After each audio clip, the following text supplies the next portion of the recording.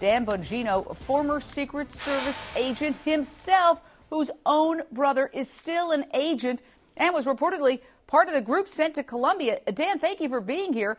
I understand your brother was not in any way, shape, or form involved with a prostitute. So for that, I say, way to go, bro.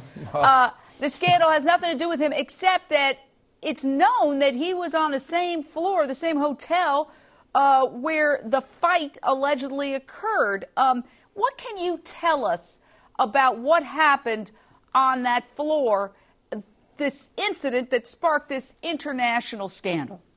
Well, the only information I have is what I've been reading in the press. I haven't really been discussing it for obvious reasons with my brother. He's been cleared, and I don't want to get too involved in his specific case.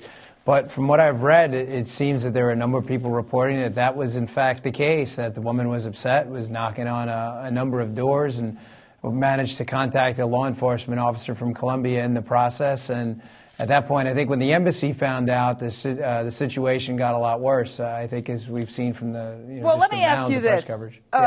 According to published reports, there is a wheels up, rings off culture at the Secret Service, that is the unofficial motto. So you apparently know some of the families involved and some of the wives. My biggest question, I've thought about this since the start of the scandal, how are these wives of these Secret Service agents reacting to this, especially now that word is it could have happened? It allegedly happened in El Salvador as well. What's the reaction of the wives? Right. I don't know where they got that wheels up, rings off. That's absurd. I've never really heard. I spent 12 years with the Secret Service. I don't recall one person ever telling me that it was wheels up, rings off.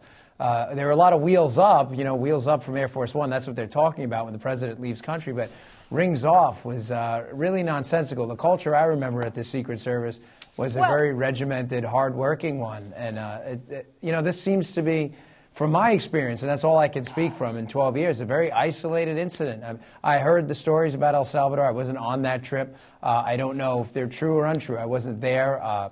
They seem to me at this point to be allegations, and